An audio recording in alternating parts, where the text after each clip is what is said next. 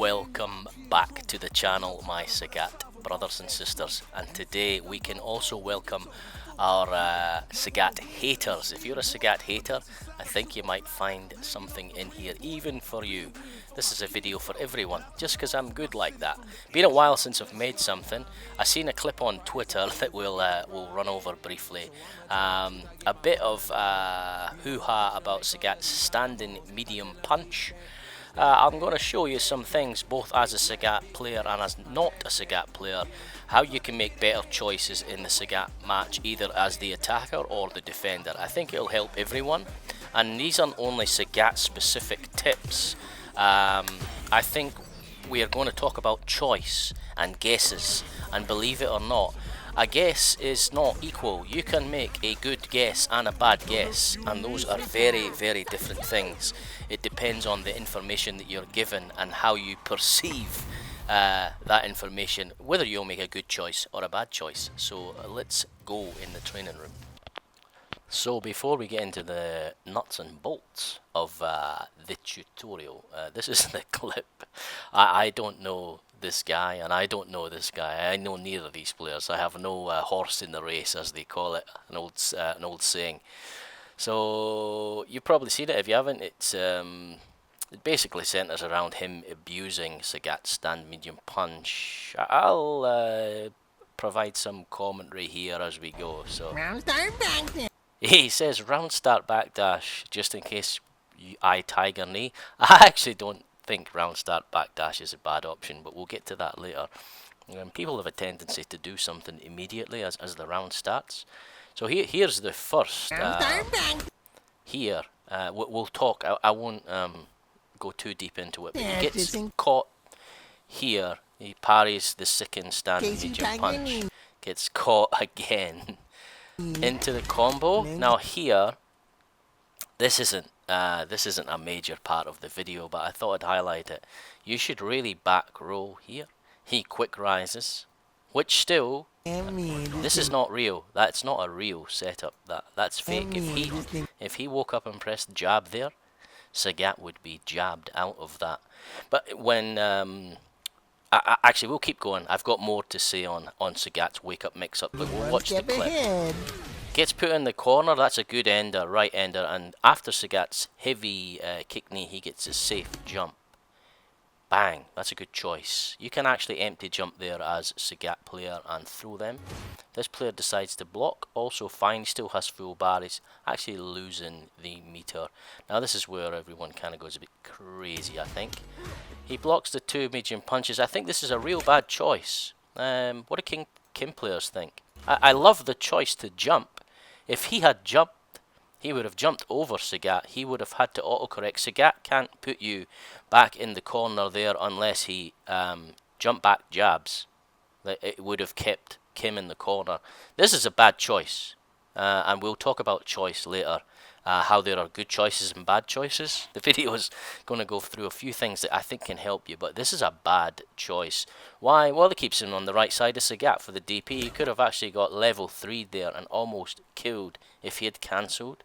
He didn't cancel though, but I don't mind the jump there, but I would have jumped out. Keep going. So far we've lost half of our life from an overhead combo and a DP. Nothing to do with the standing medium punch. And then we approach the part of the clip that no one likes. I think now the game has what's the word, taught players that they must at all times take their turn back. I can't be losing my drive. Blocking is bad. You know, the game must be bang, bang, bang, bang. I don't actually mind the Kim player just taking his time there. As you can see, Sagat has had to come back in from that crouching medium punch. I'll show you what you can do in that situation. It's not a button. I've seen a few people say you can push your button. You can, but it's not that. So now we're winning the exchanges. He goes for the delay. There was a slight delay on that standing medium punch. People are up in arms here again. The Sagat now is down to half a bar. This is your money in Street Fighter 6, and right now Kim has more money than Sagat. She also has Has to be careful here because she's dead now if she does touch anything. So I actually think the Kim player, if you're out there, probably under extreme reviews, I actually think you did quite well in this situation. Stitch another couple of medium punches. Takes this was a good chance for the Kim to either drive rush back in. I think it would have been too close for the Sagat to stop there. Slide. Unfortunately, goes for the standard Kim button, the standard medium kick into the. I'm assuming, I don't have the inputs. He would have buffered drive rush there. Well done to the Sagat player. Whiff punishes successfully with the target combo, which does offer a mix-up. We are now down to 3/4 of life taken without a single standard medium punch hitting.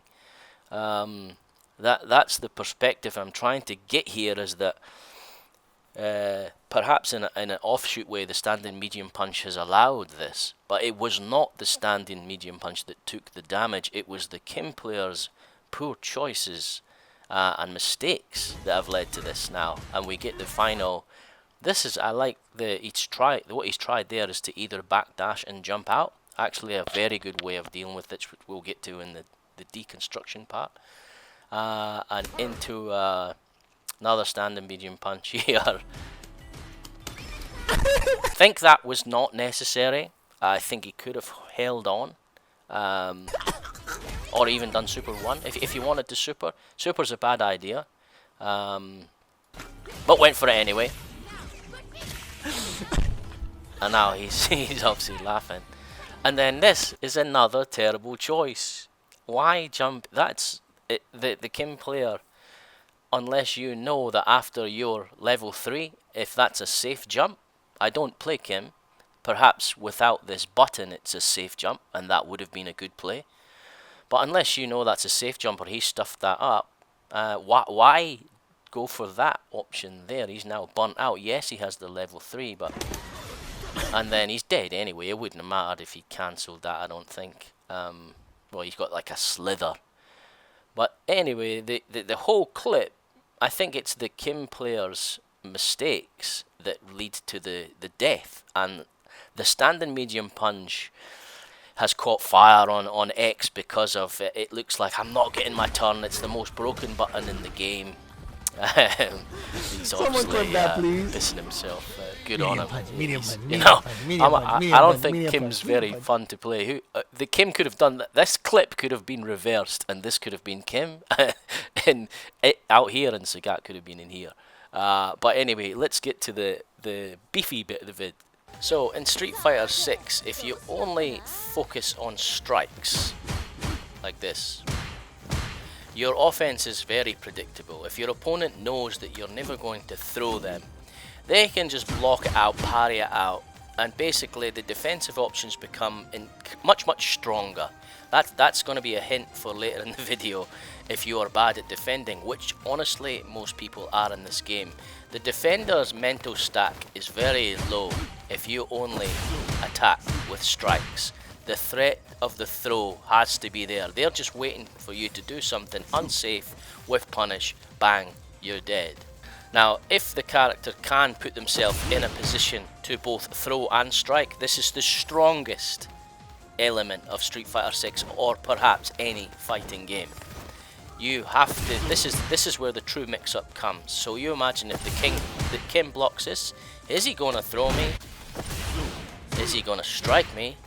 Or is he going to do neither? And I throw tech and I get low shimmied.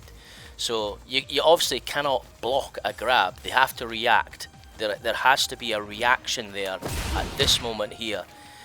The point is that this situation, there is a choice to be made, and you want to have as little of these situations as possible and reset to situations with the strike pressure.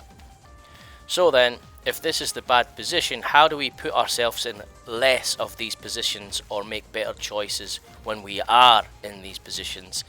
That's what we're going to talk about. So, to visualize that, if you're a lower level player, what would you rather eat? This?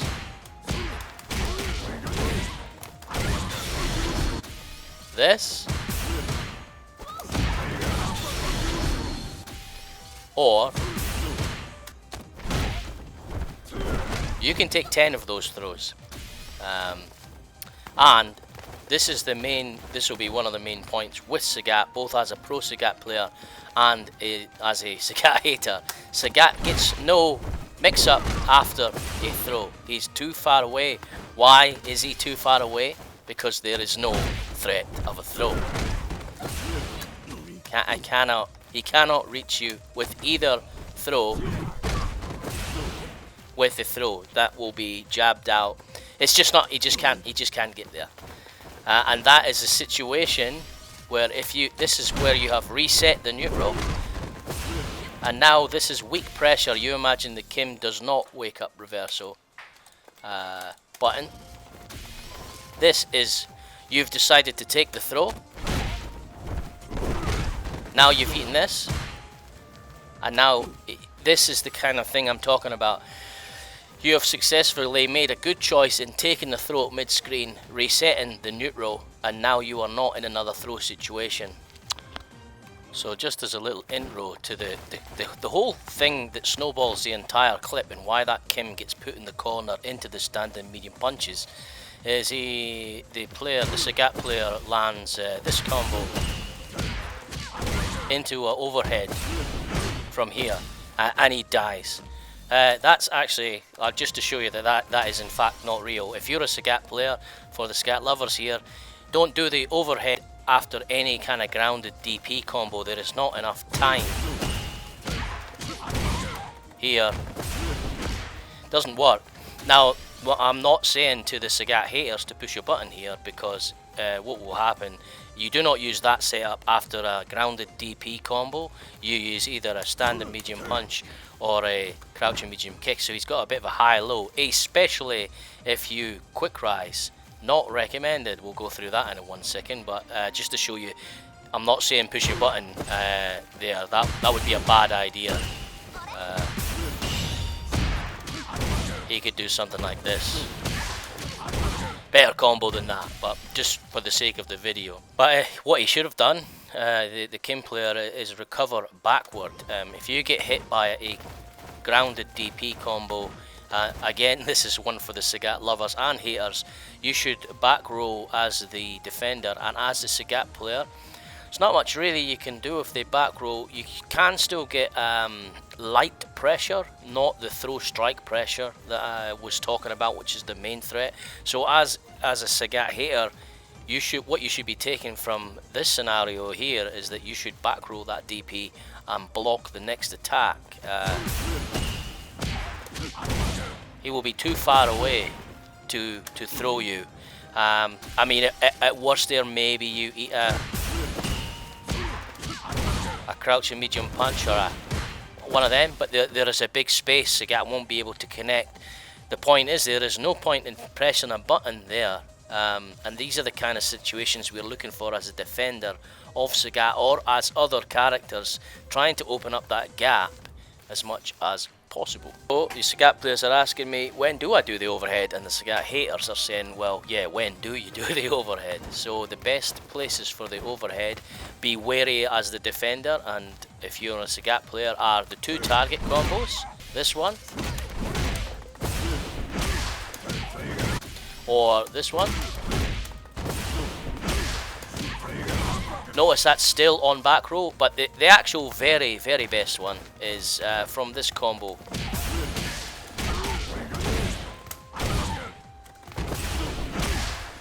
That hits it +9. If the Sagat player is really good,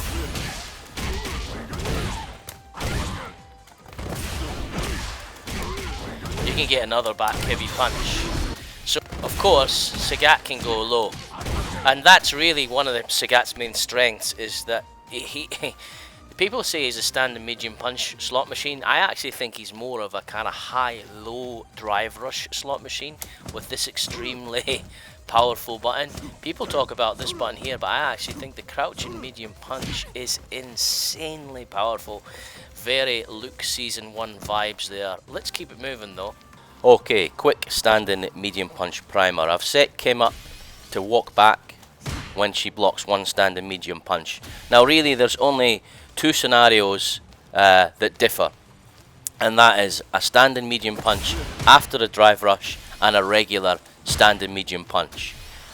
So, for example, if you block a drive rush standing medium punch, the one straight after that, all the same rules apply to what I'm about to show you here. So after a regular standing medium punch, Sagat doesn't get a throw. There is no throw possible. Also, Sagat doesn't get to hit you low. It will not reach. So even if you tried crouching light kick. So there is no low and there is no throw.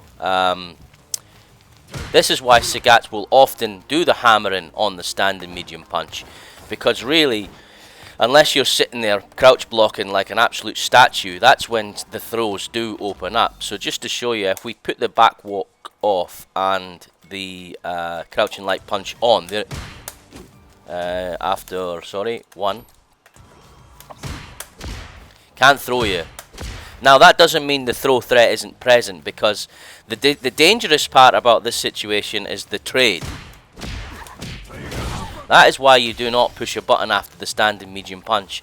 Now, going off of what I've already said about Sagat's throw, that if you're mid-screen, you do take the throw, and I would even argue in the corner, because Sagat's throw loop has to have a drive rush behind it. There's no regular throw loop.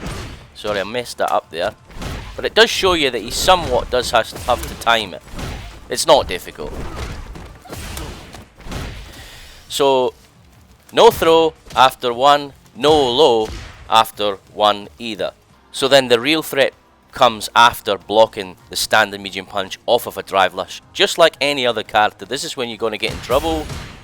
The throw now is available to Sagat, as well as the lows. You can do anything here. Anything I said that wasn't possible before is now possible now. One for the Sagat lovers, and this is even for the Sagat haters. Once Sagat does a drive rush and into a standing medium punch, there will always be a small gap. Why? Because it's actually a true block string if you do two standing medium punches immediately. Now for you Sagat players, for the Sagat lover band, don't do, if you're drive rushing into a standing medium punch, don't do it together. Don't do another one immediately, like this. That's a wasted scenario, because I've got Kim to reversal jab. There is no gap. The gap is not big enough. Only till the third one does it become big enough. Yeah, so after the third one, he can actually still trade into. So the button is not a good idea. Button is a terrible idea, in fact. If you're going to glean anything from these scenarios, is that pushing a button is not good. So there is, for you Sagat lovers, you put a slight delay on the standing medium punch. 1, 2, 3, 4, 5. So you've probably seen on X and people complaining something perhaps like this. When he does this, we'll put Kim to block reversal off. This, and this, perhaps.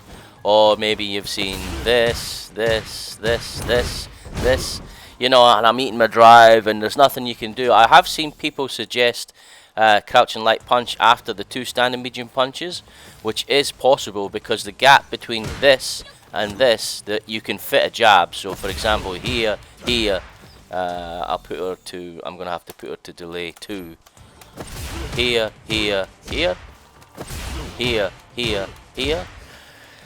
So I've seen people suggest that you jab after the 2 because he's always going to go the low.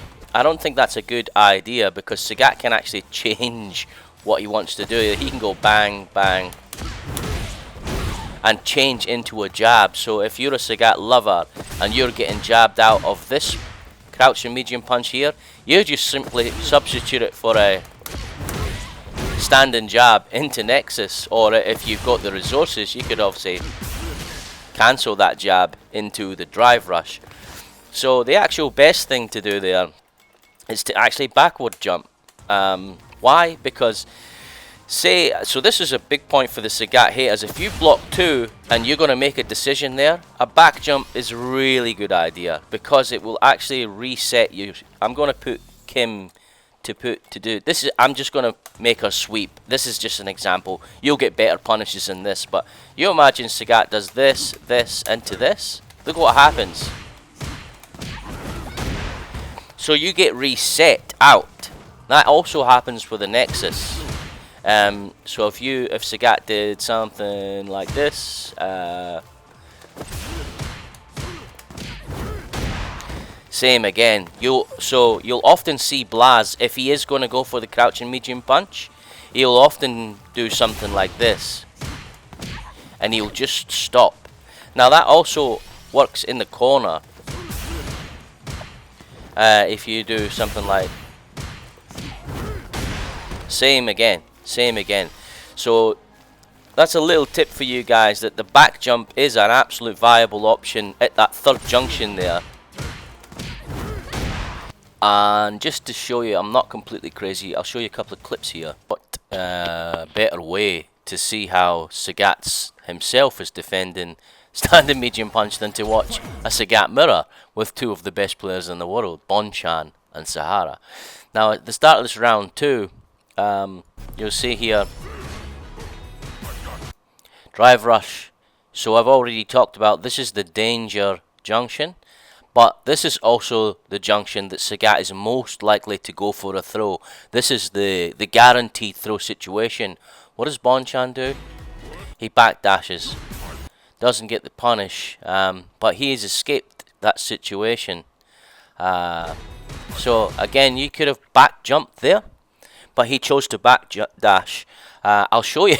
You can protect against both of the backdash and the jump, but it's a hard call out. In fact, I'll record it now. So just to show you what does happen if they decide to jump out after that button, you will still get caught. If you're the defender jumping out,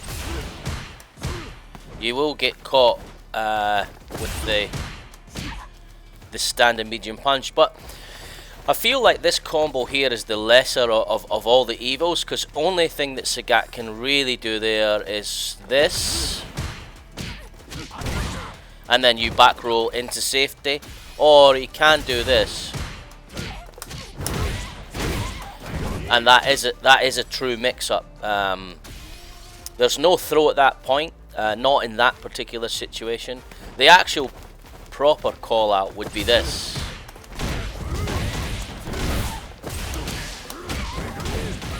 But that's a hard read on the Sagat's part. I think that actually still does work out if they try and jump after the second standing medium punch as well. Yeah. So even though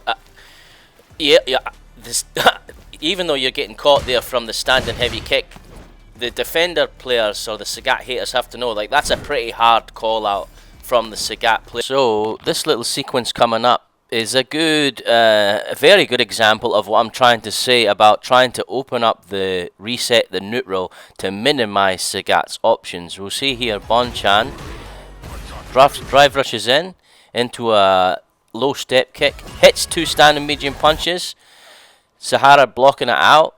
That means Sagat has had to go low into the drive rush. Notice if he jumped out there, this actually protects against the jump out, because you drive rush into the reset. Goes for the low, goes for the throw, he backs off and gets punish countered.